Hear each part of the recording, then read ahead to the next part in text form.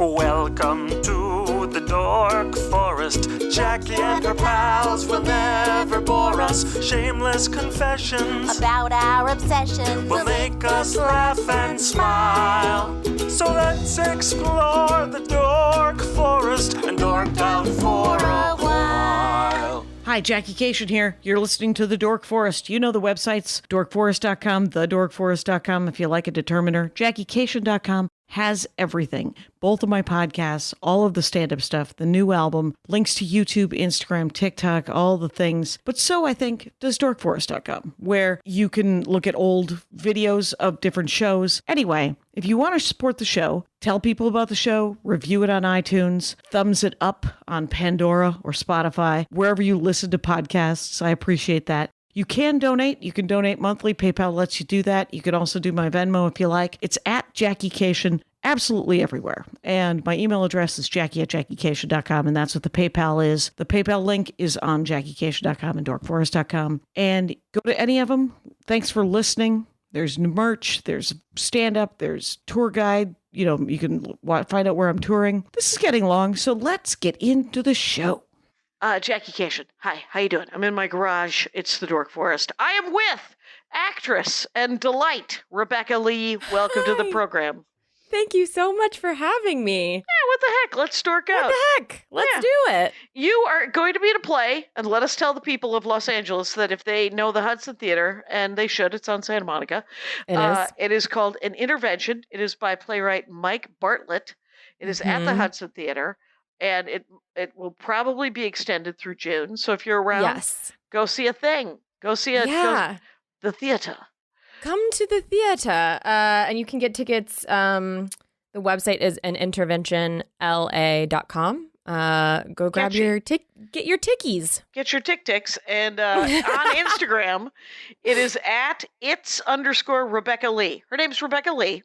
That's me. And Instagram points that out by saying _Rebecca You'd be Lee. surprised how many Rebecca Lees exist in the world. At one point we all had a group message going actually on Instagram, like 15 Rebecca Lees were like, hey. You know, my old AOL account, occasionally the woman who has this, my sister set it up for me in 1989. We have talked. The woman who has my name not misspelled, because it's it's like Jackie Sue, but it's with just a K. And Rangers, knock yourself out. You want to AOL me? You do it. It's an attainable goal, my friends. I kept it because of my great aunt, and she just died. So correspondence is down. Yes. Feel free. Dark. Very. But she was 95, so not a career cut, tragically short. So she's fine. She's happy to be gone, quite honestly. She loved her husband, didn't think she was going to last another 40 years after him. So seems like a long time. That's a long time. And apparently our longevity is just getting longer, which is like, I don't know if we need that. It's true. All of my nieces and nephews, my brother classically said to my nephews, you're going to live to be 100. There's going to be plenty of sex. Don't sweat it. Yeah. They were like 15 and 17 and they didn't have girlfriends and they were kind of bummed about it. And I don't know how that conversation came up, because it's like they're not exactly all emotional giants who are constantly discussing their feelings. But I think my dad must have asked him about girls or something, and Russ was like, don't worry about it. They're 15 and they're just going to live to be 100. There's going to be enough sex. It's going to be fine. Which led to a very hilarious conversation about consent. And some very... Gotta have it. Gotta have that conversation. A hilarious version might be, you might remember it even more. Right. My father, salesman, he likes to make it a sales analogy. He's like, you never want to force the sale. He literally said that to my nephews. You want repeat customers, don't you? Okay. And it went on like that. Anyway. Wow. I don't hate it. I get it. I get it. You are correct. I don't hate it either. I was like, it's another sign that my father, while he is what can be politely called a piece of work, is not a horrible person. Isn't a creep. Yeah. That's good. Nice. That's good. It's always a nice reveal. It's always good to know, even in the 11th hour. So So we talked about what your dorkdom might be, and you hilariously said things. I was like, well, does she have a list of books that she's read about this, or is it just a journey that she likes to talk about this? And it was like, no, she just likes to talk about it. And I was like, well, then let us talk about it. And it is the concept of confidence. It's the concept of confidence and just a mental health journey, depression, all the things, growing up with a narcissistic parent and how that has affected my confidence. And have I read any books? No. What happened was you didn't read. You're not a self-help book person? No. You know what? Interesting. I think I've read. I know I have read that book Attached that talks about like your attachment styles in relationships. Okay. Have you not heard of this book? Oh, I don't read self-help books. No. Oh, okay. I have I have some small religious texts. I have some small amount of religion. We don't need to discuss it. Nobody cares. But we can. It's my favorite. It's my favorite is people who don't discuss their religious affiliations. Great. And then it allows everyone else to have their religious affiliations. That's true. And it doesn't. It's a particularly idealistic American attitude is what I like to say. So you confidence. Did you go to therapy ever? Let me break. Oh yeah. I'm still in it. Oh, there you go. All right. I'm still in it. Mm-hmm. I've been going to therapy since 2015 now. And so that's quite a bit of time. But so what happened was right before the pandemic. So this was in like the big January, lockdown. The big January of lockies. 2020. Yeah, I was I was like, why aren't I confident? I've been going to therapy forever. I don't understand. I feel like I'm on the right meds, like mental health meds and all that stuff. Oh, interesting. Okay. So you have like synapse issues that you're like, I would like to be on some calming meds. I have all sorts of mental health stuff, and I never really stayed on the correct cocktail of antidepressants, anti-anxieties for me. I always would do it for a little bit and then be like, nah, I'm fine, I don't need it. But this is by the way, the only medicine that people are like, you know what? I know I don't have a medical degree, but I'm going to adjust my dosage because I feel pretty good about it. You know what I would like? A little drama. Yeah. And 1,000%. That's exactly my entire adult life. You just stated my it. friend Bamford talks about it, right, Maria? She's just like, I think I'm going to slow it down. I think I'm just going to speed it up. I'm going to, I would like to feel sexual again. Or whatever, right? This type of thing, right? Yes.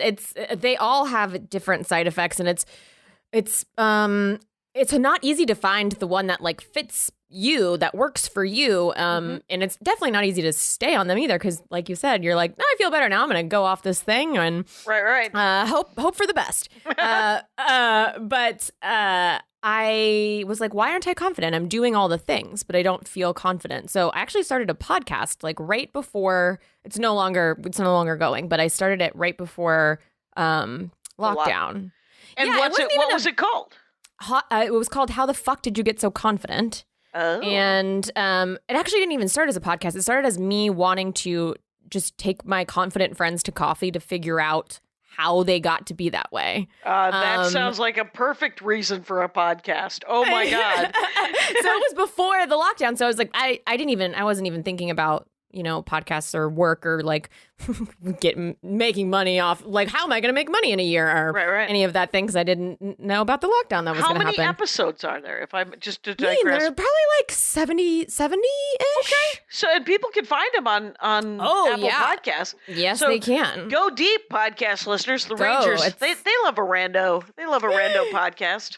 Yeah, so, it's on all the platforms. How the fuck did you get so confident? That's what it's called. You know how to find it. You're grown up. So it started with me asking friends that I thought were very confident to get coffee and sort of just picking their brain about it. And then the lockdown happened. So I started doing Zooms because I was very dedicated to the cause of why don't I have this thing? And, being in the improv comedy community here in LA, you see so many confident performers on stage.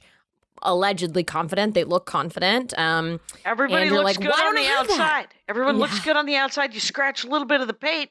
Everyone's made of bees. Yes. Yeah. There's a Yeah. lot of just bzzz, and you're like, oh, you are not as.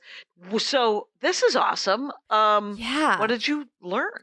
So I learned an incredible amount. I think I'm going to make like a PDF, like little, I need to do this because I took Spreadsheet. notes.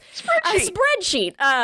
No, I would. So basically the coffee talk stopped. They turned to a Zoom platform. And then I was like, why aren't I sharing this? This seems like information that other people would benefit from and I should share it.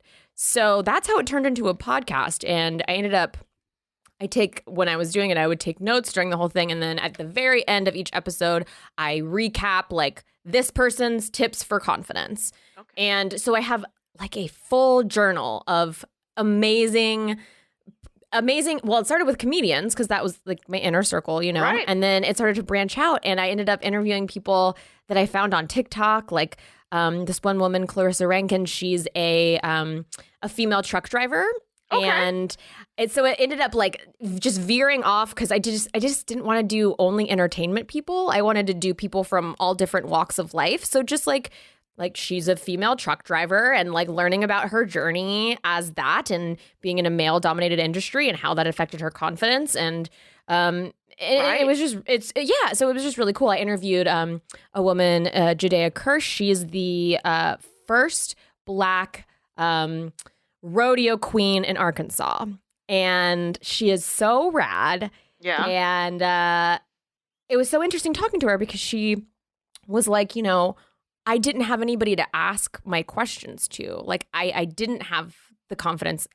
Because I didn't have like a mentor or I didn't Right. see myself represented. I had questions. Like she talked about wanting to, if you're a rodeo queen, you have to style your hair in a certain way.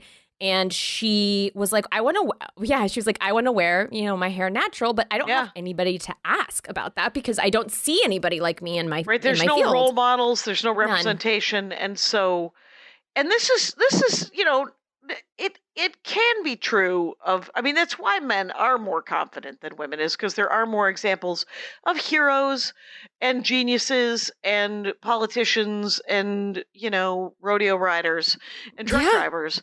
You can be whatever you want if you're a dude because there's usually an example of that. But if you're a black man or a brown man or an Asian, you know, person, you don't get to see that. And then if you're a woman, or if you're trans, or if you're gay, or if you're any number of things that are not, you know, the one kind of thing that's been kind of represented, it's harder to find role models to ask. So you have to invent the wheel yourself a little bit. Yeah, and that's what she was talking about a lot that in her episode and how she wants to be, you know, the mentor for the next generation coming up. And also to be mocked and go, I can't believe you stood for that. Why would you take that shit? You're like, I'm sorry. I took it so that you don't have to. Yeah. And, you know, it's stand up in 1984 Yes. was a lot of sitting on your face jokes that I had to sit through. And I was like, thanks for nothing. Anyway, Yeah. are we going to lunch? So, So you have a notebook full of essentially bullet points. Actually, they're right here. Yeah, it's right here. It's been sitting here. Like it's pages and pages and pages, and like I want to make some sort of like pillows. Etsy. Come on. I didn't even think of that, and I'm sure it would make money. I just want to make like a PDF or something of like the top whatever. So I don't know. I just feel like it's someone could, you know, find use out of it. Do you ever just flip through it or? Yeah, I actually do. And it really, really helped my confidence. Not only like interviewing people and like learning about how confidence is not the same for everyone. It's not this like, you know, in my head, I was like, oh, it's the loudest or the biggest or the most verbose or the, you know, the most outgoing, the most extroverted. And it's so not that. Like, it's very unique to individuals. And sometimes the most confident person is the quietest person in the room. But that's just not something I ever really thought about. So, yeah, I mean, confidence is different for everybody. Yeah. And seeing different examples of it. Yeah. And then just learning a new skill, which was doing a podcast. Like I have never owned any of this equipment. You know, I had to go buy it. I had to go learn how to edit stuff myself. I had to learn how to make promotional graphics. And I think that also helped my confidence, is just like learning a new skill and like following through start to finish with it. Yeah. That makes sense, just because we, when we get out of school, we tend to think to ourselves, and we get a job. In a lot of cases, people will get a job and they're like, well, this is the thing I do now. Mm-hmm. And you're like, well, what do you want to learn how to skateboard? And you're like, I couldn't do that. Or do you want to learn how to play the guitar? It's like, I've always wanted to, but I don't want to do it. And you're just like, you like, somebody once said, it's like a famous thing, is like, I'm too old to do something. Well, you're just going to get older. Yeah. So you might as well do it now. Yeah. And I think it was put better than that. Let me just say that. No, it wasn't. Offhand. That's how it was. The way it was put. That was exactly how it was put. Do you want to pick like a couple of a good Should suggestions? I find bullet points? Yeah, Well, I would say like my biggest thing is like what I just said. It's just like doing a new skill, start to finish. And like within this period of time where I was interviewing people, I found out so much about myself that was already there, but like I didn't have the confidence to like even address, like being a queer woman in a heterosexual relationship I knew I was this thing, but like I had never talked about it. I had never, I didn't feel I was a part of the queer community. So I felt like I should not, just be hands off. And I since then have been like, no, this is a community I want to be a part of. Like, this is who I am. And I want to do it. So like, I think finding something new and doing it is the most incredible thing you can do for your confidence. Well, it certainly shakes up your life enough that, and any success will encourage you to keep going and to keep trying new things, in anything. And the other weird thing is, I was raised with an excess of confidence. It was literally, I don't have imposter syndrome. I was raised to be an imposter. I was raised to just say, yes, I can do that, and then figure out how to do that. Wow, that's incredible. It is. It is also called arrogance. It has other words, but it does enable me to try new things. It does enable me to think that I can do things that other people don't know that they can. And the thing is some things I cannot do. I am not good at them. This is not a quality that I will even ever get good enough for anyone to give a damn about. But I gave it a shot, and my father would say things like, you might as well try, because I'm going to make fun of you either way. If you don't try, I will say, the hell's the problem? Who cares? And if you do try and you're good at it, I'm going to say, hey, big shot, nice work. Yeah. And he's just like, you think you're a big shit now? And, so you're just like, there was no reason not to try. Yeah, I was not raised like that at all. Right. I did not have the confidence. And I don't think people would necessarily know that by like the way I operated, but like I definitely didn't. And I was raised in the South, so it was more of a like. What part of the South? The border of Florida and Georgia. Oh my God, northern Florida. Whew, that is very south, my friend. All right, welcome to Rebecca Lee's life. Tricky. But it was more of a tone yourself down, kind of like damp. Just don't be so much. You're a woman. You need to just be seen but not heard kind of vibes in the South. Right. Right. There's a stereotypical, because there was a great deal of sort of go get your dad some coffee. I'm so glad that you were born. Now your brothers have someone to help them. And you're like, I believe my grandmother actually said that to my sister at one point. And my sister said, you're thinking of someone else. I will not be. They're older than me, and they will be fine without my help. They don't need me to do anything for them. Yeah. Yeah. And it's like, your upbringing influences everything. And like, it's, I guess, fortunate and unfortunate, but it's like, that's why I love therapy so much, is because when else am I going to talk about how I grew up? You know, like that's just not something we talk about. We don't like do a deep dive into like why we feel the way we do and how that's based on our childhood traumas and all that stuff. I think adult children of alcoholics do that, actually. Yeah. Those meetings, I think, are full of 3-minute shares of, this was crazy, right? And everyone going, yes, that's nuts. We all did that. And I'm so glad you're here. Yeah. And I'm a 12-stepper too. So like I have, experience in program and all the things. I try to do all the things to like keep my mental stable, because if I don't, we're a roller coaster, baby. We're up and down all over the place. There are tools that are out there, and there's quite honestly a 12-step program for anything. There really is. You got some sex issues, they got one. You got some money issues, they got that one. They got it. You got food issues, there's 3 of them. Mm-hmm. And there will be something where you can bleed off some of the crazy in your head, and it's free. So, and you could think that it's a cult, but when you show up, so stand-up comedy.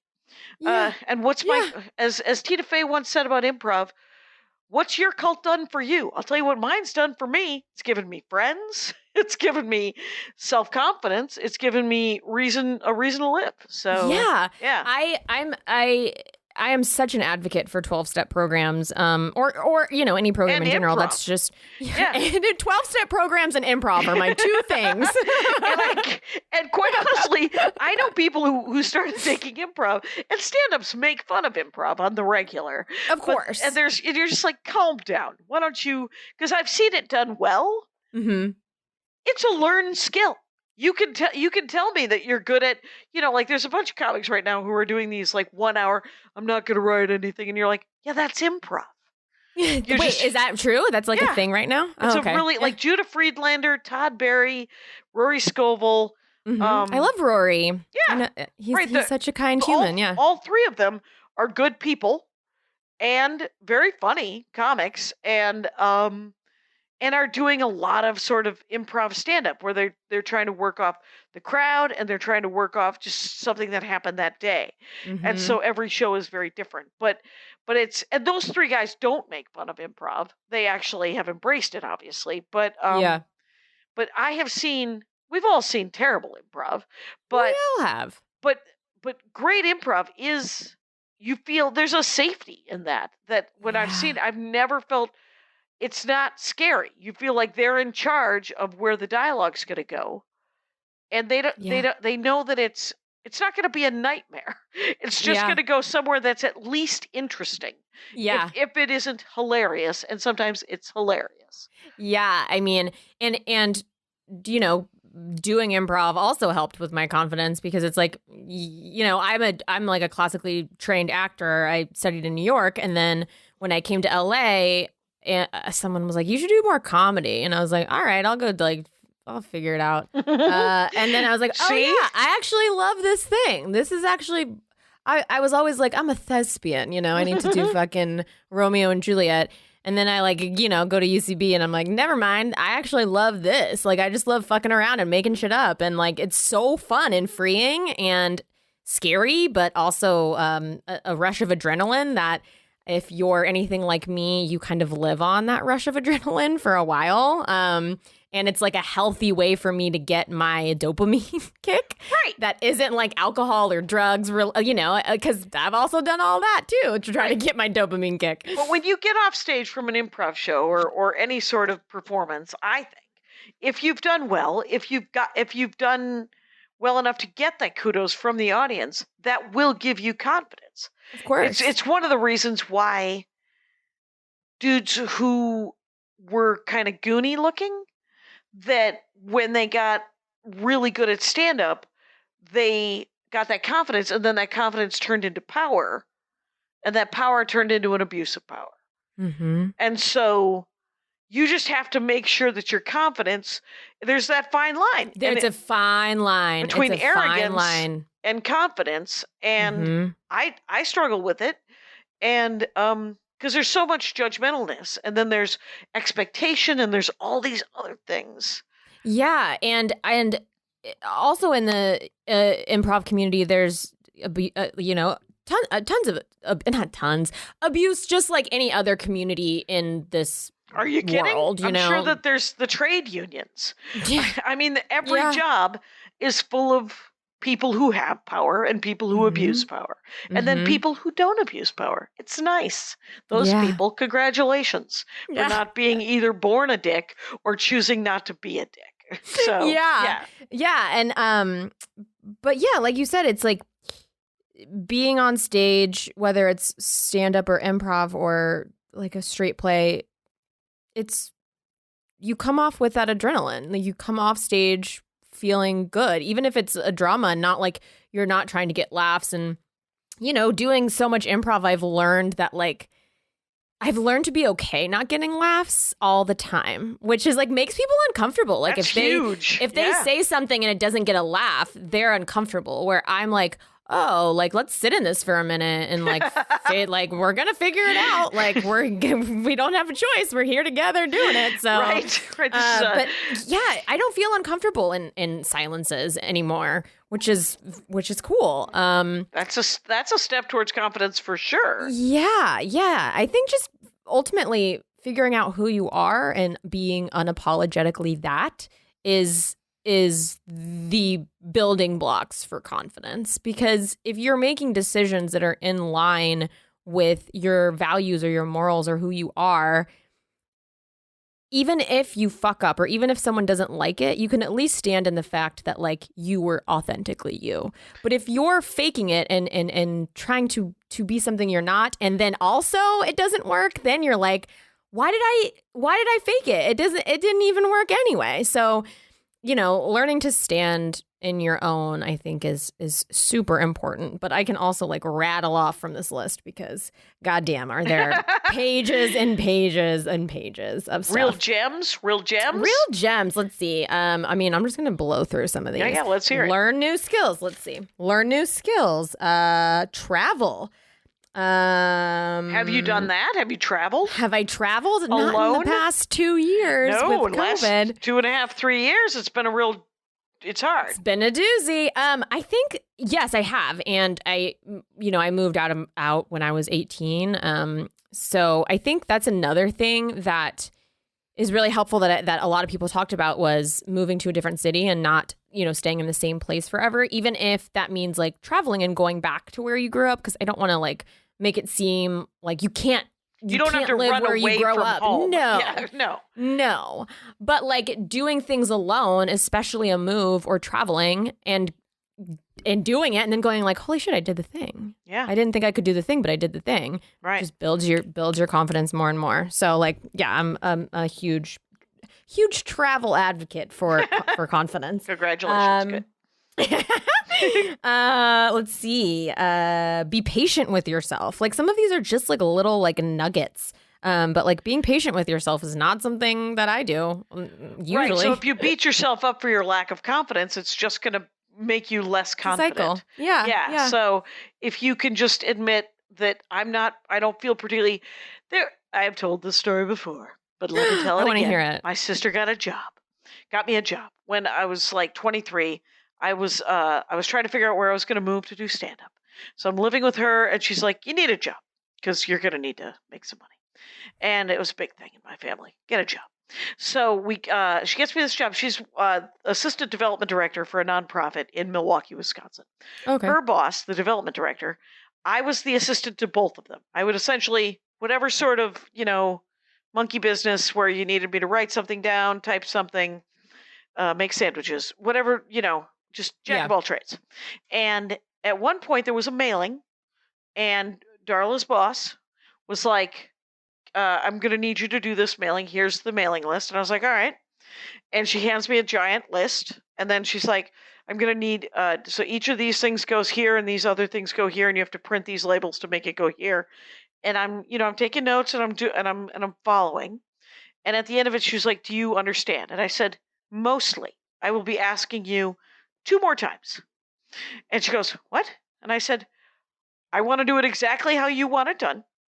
Because this is something you want this done correctly, obviously. Mm-hmm. But and I think I know what I'm doing, but if I have any problems, I just want to let you know I will be coming back to you with possibly a question. And she's like, yes, please. And then she turned to my sister, I guess later in the day, and Darla comes up to me and she said, she just asked me, how close is Jackie to getting her degree? Because she's really qualified. That's an excellent question. And I was like, oh, she has her degree. She just doesn't want to use it. She wants to go do stand-up comedy. But the thing is to not be afraid to ask questions. Huge. Because you don't want to appear dumb. But I was lucky in that case that I didn't care about that job. I did not. I was like, I knew, because it was a fiddle and diddle of some weird mass mailing. I had never done a mass mailing before. What is it? I can stuff envelopes. My sister's been having me do that, volunteered me to do that since I was 16. Thanks for nothing.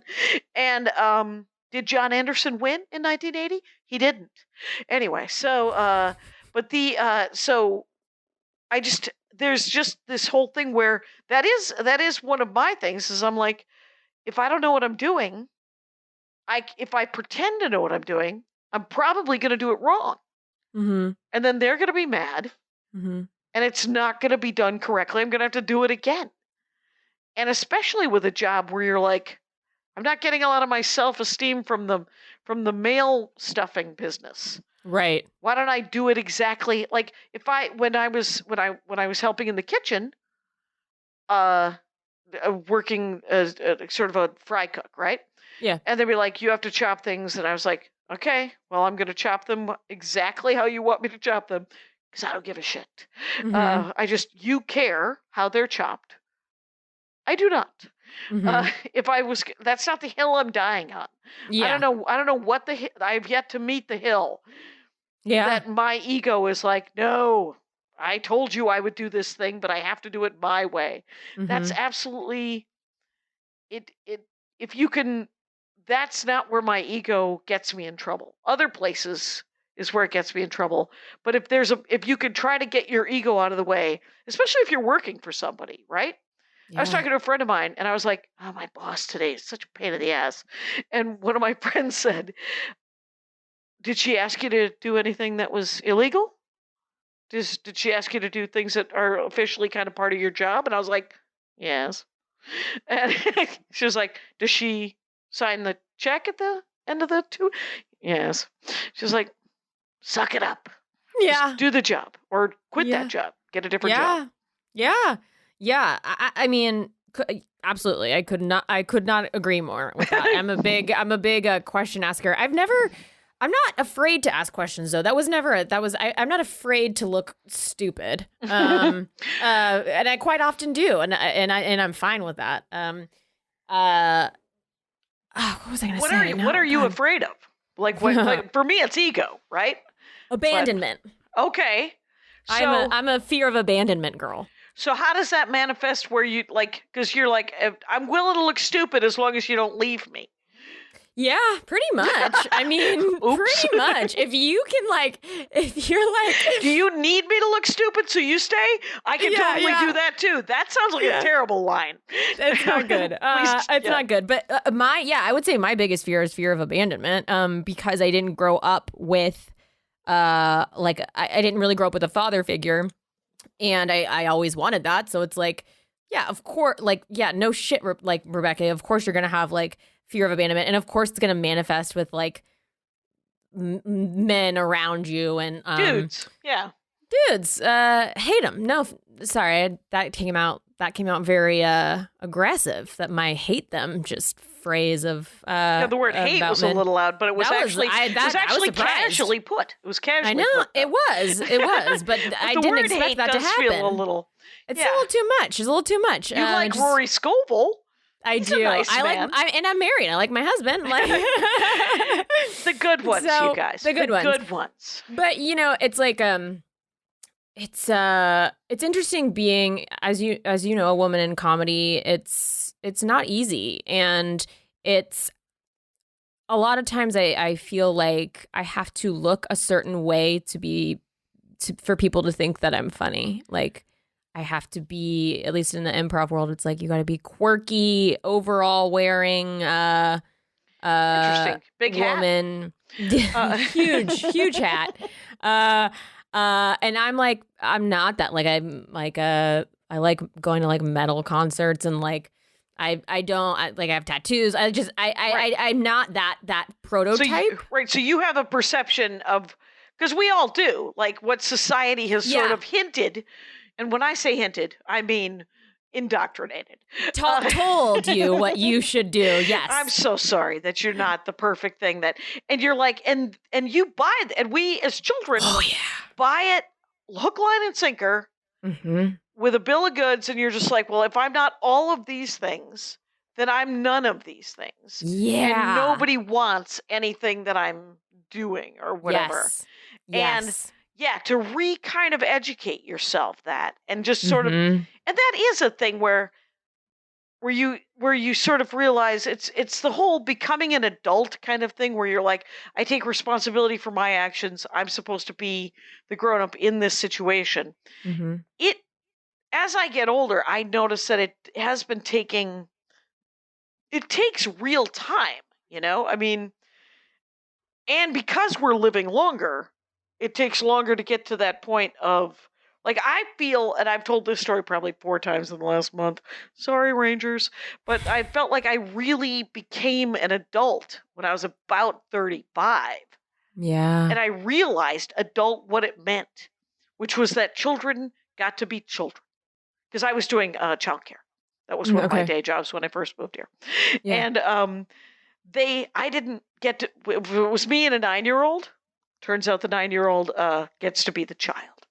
And I have to be the adult. And so, and I have to learn patience and tolerance and kindness so that I can be the best adult that child might need. And then once you agree to that, you're like, I probably have to be the adult when I'm talking to other adults, even if they're not being good adults, right? Yeah. So Yeah, and like if you didn't grow up with that in your life or like a role model to model your behavior after, then it's like a new concept for you. At least that's how I felt. Yeah. And it's like it's a big learning curve, and then you add, brain chemistry to it on top of that, and it's hard to get it all sorted. And that's why like individual therapy is great, programs is great. It's all that I'm relearning. So grateful for it. It's all that relearning. It's completely relearning. And then it's also like a perspective change is something that like came up a lot in my podcast, was like reframing thoughts and like changing your perspective on them. So like, for example, instead of like, I have to do something, reframing it as like, I want to do something, or if you can't, like for me, it was like, I really enjoy connecting with another person. Like I think that's one of the reasons that I'm like on this planet, is to connect with people on a one-on-one basis. And when COVID happened, it's like, well, you don't have that anymore. So then reframing it to like, what do I get to do when I'm not connecting with somebody? And it was like, oh, I started painting and doing art, and now I have an Etsy fucking art account called Fatherless Behavior, where I like use Fatherless Behavior. You guys get out there, guys, Etsy. I use like a lot of found materials and attempt to to use waste as art. And so I've been using like a lot of expired vitamins and pills and making like fucking ashtrays or making wall hangings. Wow. Yeah. Awesome. And like, I'll be like, friends, clear your junk drawers and bring me your old batteries so I can make art out of them. There you go. But it's like, I got to do all of that because I wasn't able to connect with another person. I was able to have this alone time with myself and find a new hobby that eventually turned into a money-making thing. And it's like, so it's like reframing that instead of like, oh, I can't connect with people. It's like, well, what do you get to do when you're not connecting with people? Right. And learning, I will say that confidence, there's and it's not easy to learn, but it's something, because I'm continuing to learn it, is to learn to stand in the moment and to sort of figure out that you're like, well, this is what this moment is, and it's boring. Or this is what this moment is, and it's stressful. This is what this moment is, and it's joyful. And it would be great to be able to be in each of those moments and know that it is just a moment, you know? It's just a moment. Like it's everything will everything will pass. Like this too shall pass. The good stuff, it's gonna pass. The bad stuff, it's gonna pass. Like it's all just fleeting. So like being so in don't it. kill yourself, assholes. Yeah, please because don't. Right, there's absolutely, I promise you, things will be different 20 minutes from now or 24 hours from now. And that's hard, especially, I have struggled with mental health like my entire adult life. And in those moments where we're having cyclical thinking or, we're stuck in a thought pattern, we don't think, at least me, I can only speak for myself, you don't know you're going to come out of it. You're just like, I cannot pull myself out of this cycle right now. It feels overwhelming. Yeah. And you're just like, the only way I would feel better is if I died. And you're like, do not, because I have probably 3 or 4 times, and I am blessedly do not suffer from any sort of chemical need for antidepressants so far. But probably every 15 to 25 years, I don't know, I would say once in college, once when I was in my early 30s, and once probably in the last 3 years, I've wanted to kill myself. And it isn't the only thing that stops me is, well, there's several things that stop me, including Maria Bamford's for spite. But there's that I know that it will pass. That I know that it's not going, if I think it through, somebody's got to find my body. I'm going to make everyone around me super sad and mad. And I'm a people pleaser. So there's another reason not to do it. But, the main thing that I have to remind myself is that it will pass. That if I keep doing the next indicated action, a new thing will happen. Whatever horrible thing is facing me right now, I will get out of it. And there will be something else that is less horrible, or something that is joyful, or, something that is boring. Yeah. And for me, it was like, it wasn't like a suicidal thing. It was more like, I need to get out of this current mindset. So how do I do that? I have to drink in excess. Like I gotta drink. I gotta do drugs or self-harm, which, all these things are a version of self-harm, but direct. Yes, but but that direct self-harm, baby. Yikes. Fair enough. Dark. Fair enough.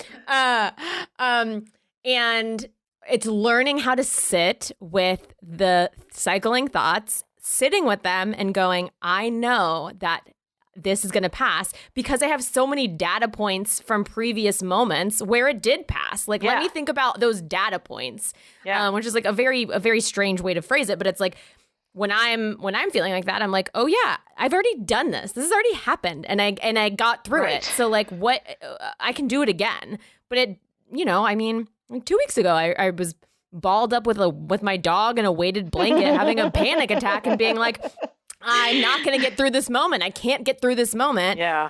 But you just have to sit with it, and it sucks and it's uncomfortable. It doesn't feel good, but like you will overcome it. And I think, as creative people or as artists, it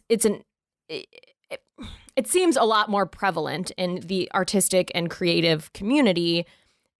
And in addition, I feel like we are kind of on the outskirts of not humanity, but like, we're outcasts in a certain degree. It's like, you're a comedian, you don't have a 9 to 5. Oh, you're an actor, you don't commute to your Monday through Friday jobs. And it's like, we're kind of on the outskirts a little bit. And I think that,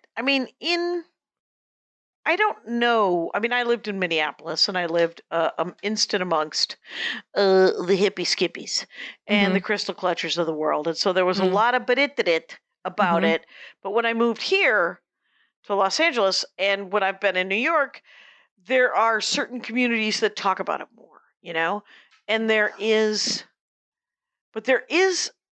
a problem where where if you never talk about it, where if you never learn, and I know people here who are like, I'm going to India.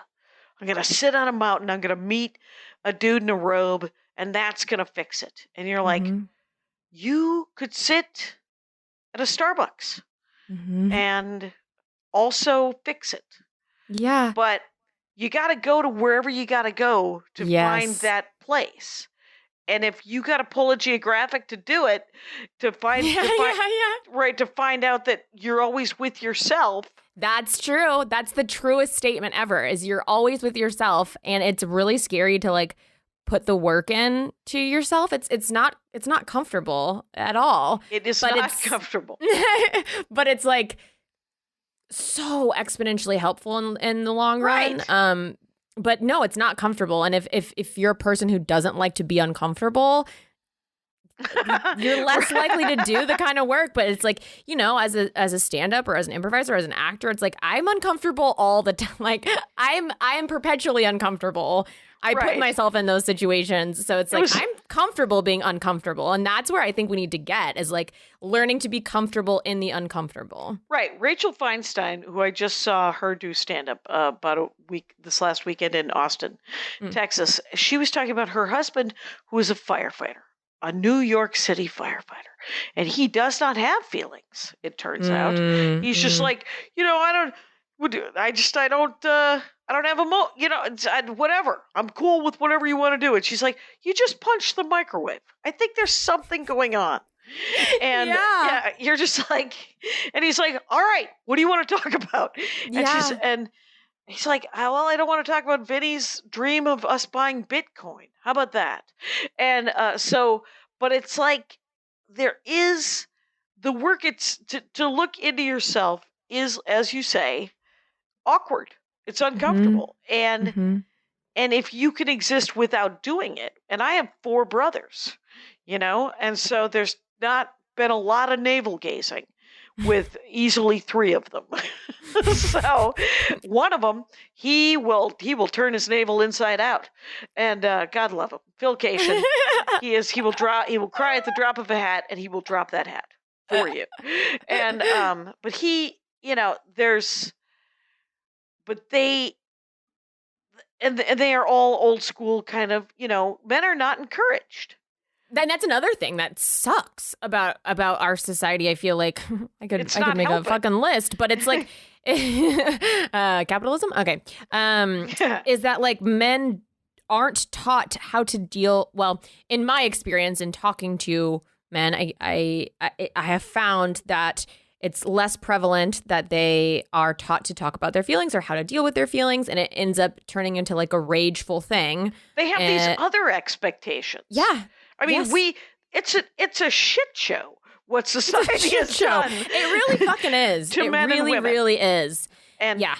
It really is. And I just feel like also like this is kind of a tangential thing, but like social media is a whole nother thing, and it's like existing right now is not the easiest. And well, what it has done though is encouraged from this perspective, which is slightly older, a human being at this time, is I see the youth embracing non-binary, embracing they, them, embracing these gender differences and this queer lifestyle. And they're just like, a mouth is a mouth is a mouth.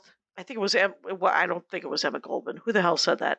I don't know, but I can't remember. But it's nice, right? Yeah, you're just like, yeah, you're right. And I mean, you could fall in love with the brain inside the sausage casing, and then make do with the sausage casing, right? Yeah, because you're like, no, I like touching people.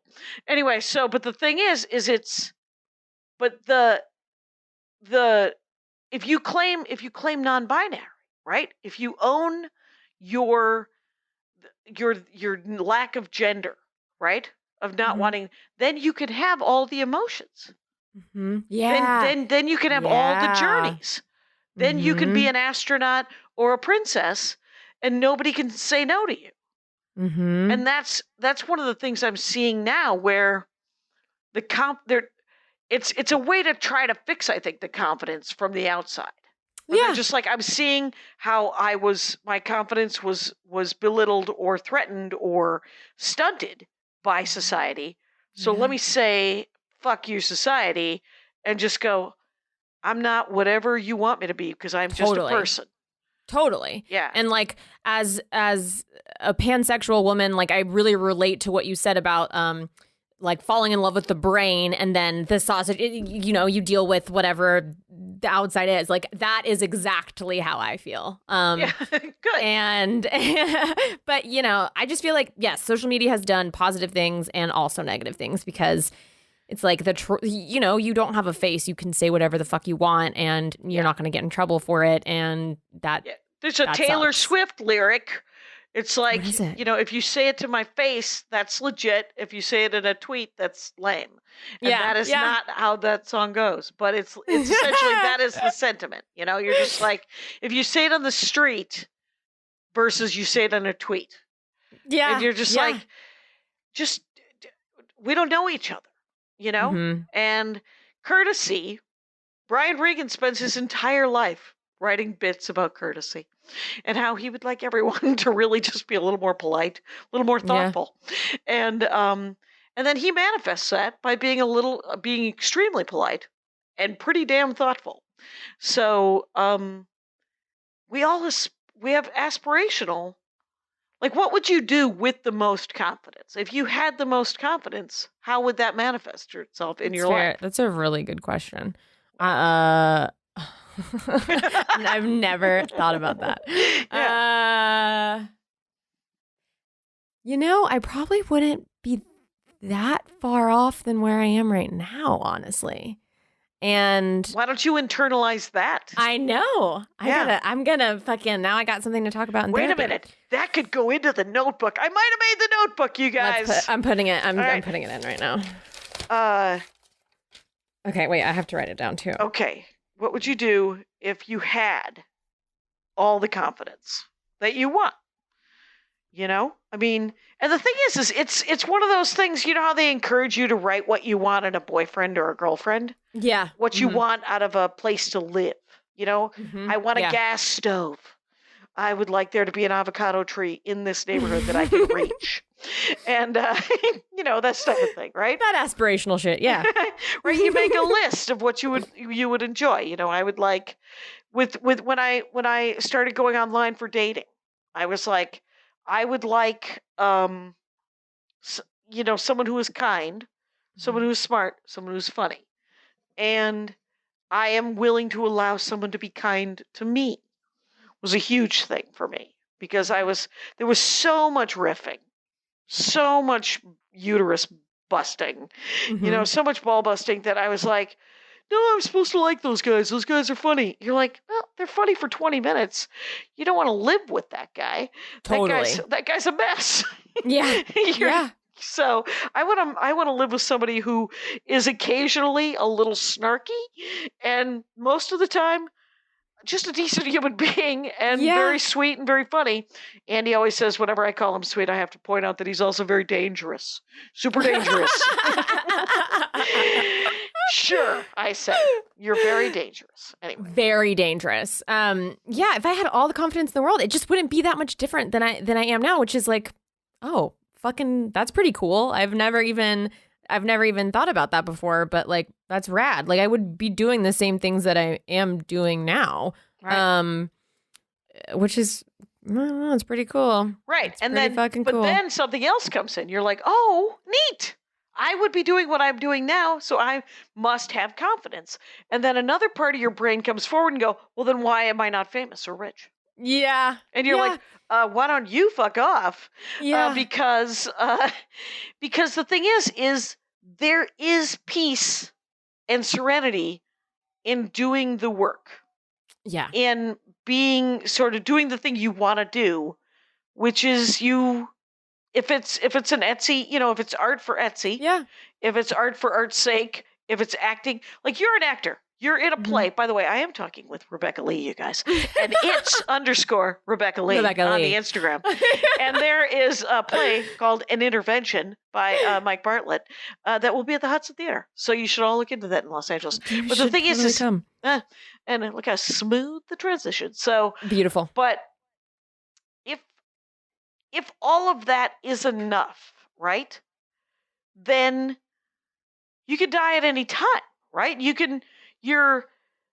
What I have to, and I remind myself of this, and practice has made perfect, right? Or practice has made this easier for me to remember on a regular basis, which is I get to do stand-up comedy almost any day I want. People like my stand-up comedy. My peers, for the most part, respect me. I am loathed and disliked by very few people. And those people, they're like burns. It burns when I think of those people. So I try not to because I can't fix it. It doesn't. No. Right. You have no control over anyone but yourself. Right. And like also control is you really don't have control over anything, honestly. It's like an illusion. Like you said, it's an illusion. It's a complete fucking illusion. You can die at any time, and it's like, what are you gonna do with the time you have here? I heard a phrase that was nothing matters, so anything can. And it stuck with me because it's like, ultimately nothing matters. We're on a fucking floating piece of dust in an infinite universe. No one's going to remember you anyway. Like, right. Truly, no one's going to remember you. You get 100 years, probably. You get 100 years. Yeah. You're not going to be remembered. Even the most famous person now is not going to be remembered ultimately. So now that you know that, what are you going to do with the time that you have here? It's kind of freeing to think of it like that. It's like you didn't, in like a very fatalistic way. It's like, you don't matter, so what are you going to do with the time you have? You're here, so like fucking you might as well do the things that you want to do and that make you happy, and fuck the people who don't like it. Fuck the people who don't like it, and you might as well try to help the person in front of you. Totally. Because that's going to make more of a difference than if you invent, a couch that is a circle, right? Or whatever, whatever. You're just like, I think that you're just like, I could write the perfect joke and it might be, it might help people by making them laugh or be happy for a second, right? And I think that that's valid and it's real. But if someone has fallen down in front of me and I'm on my way to the show, I should probably stop and help them just stand up, as a very sort of basic kind of example, where I have had to make this decision in the last 10 years that I don't have the personality to run for office and I don't have the energy to do it, right? And so I don't know that I can affect things globally, but I can definitely try to help the person in front of me, if only by not being rude in a retail situation. Totally. If only, totally. And if there's a drunk dude in front of the 7-Eleven and I have an extra $1, I can give him $1 and just say, hey man, and I can look him in the eye and I can say, take care of yourself, and it may get him drunker. It may kill him the $1, or he may buy a sandwich with it. Once I've given him the $1 is no longer mine. It is now his. He gets to do whatever he wants with it. So, but making eye contact with someone that I've given change to on the street, right? It doesn't get them off the street, but it treats them like a human. Yeah. And it's a tiny thing that I'm actually more interested in right now than being thinking about how I would like to, find Putin and punch him in the nose, right? Yeah. It seems unlikely that I would get there. I could take a plane to Russia. I probably wouldn't get to meet him. He's probably got people. Probably not. He's probably got people around. He's probably got those people. Absolutely. And it's another thing that's like, I think Brene Brown said something about this, being like, it doesn't, if you're not in the ring, then like, I don't care about your opinion. Like if you're not putting forth the vulnerability that I am in whatever, telling a joke, doing stand-up, improv, whatever the thing is, if you're not going to do it, then like, I don't care about your opinion because you won't do the thing that I'm doing. Like you don't have the courage to do the thing. So why the fuck do I care about what you think about it? Right. You have the courage to comment about it, but you don't have the courage to do it. So then I don't fucking care what you think. Yeah. If it's hard, dealing with, I think what you're what I get out of what you just said was that don't read the comments on the YouTube. Don't. I did it one time and it was a huge fucking mistake. I will my sister or Andy will sometimes read the comments for me, and they'll be like 93% all positive, and I was like, I'll just take that. That seems fair enough. And I was did like, it one time, and I was like, never. And I was like, ever again. Are there any negative comments that seem to make sense? And they're like, they are not. There are things that you cannot or will not do about yourself. It turns out you're 100 years old and you're slightly overweight. And I'm like, oh, thanks. Yeah, I don't need to read that. And, I'm like, you think and then they compare you to people that are whenever I get a message like that, sometimes on TikTok or Instagram, I'll get like did Sally Jesse Raphael start doing stand-up? And I'm like, delete. I don't even know who she is, but I know that is not a flattering comparison.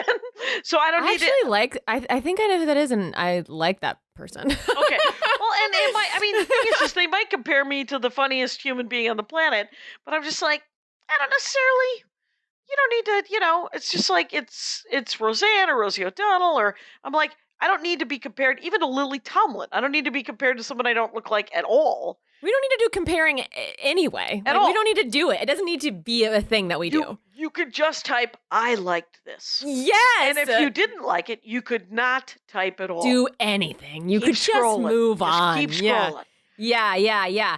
I read the comments one time. I won't ever do it again. But it was like, there's nothing you could say that I don't already know about myself, right? So it was like, and they're always appearance-based for women. And I've noticed, like, the men don't really get as much. Hey, unless they're super goony looking or they're super handsome. But sometimes that plays in their favor, too. Like, being super, super goony looking, especially in the comedy community. It's like that does play for you. That guy gets to be a lead, and then his wife is hot on the sitcom. Yeah, totally.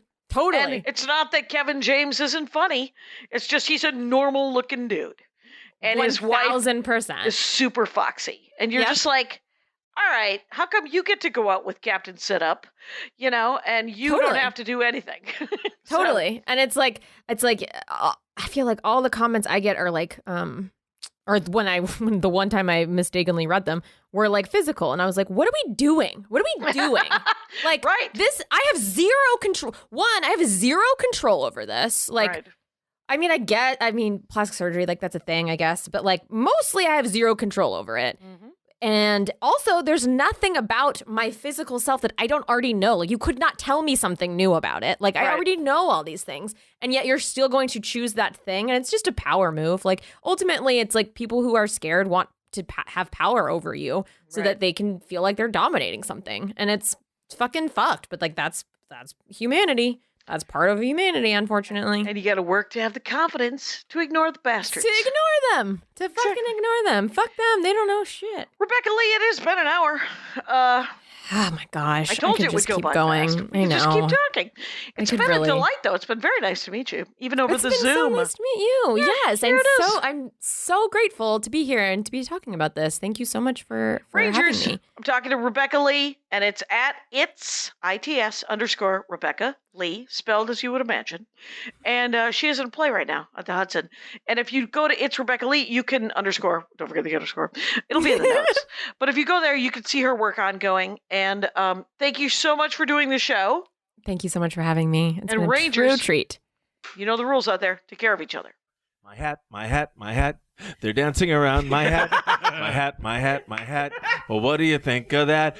If it looks like a Mexican hat dance and it sounds like a Mexican hat dance, it's most likely a Mexican hat dance. So take off your hat and let's dance. Yay! Oh my God. Why don't we just call that as the end of the show?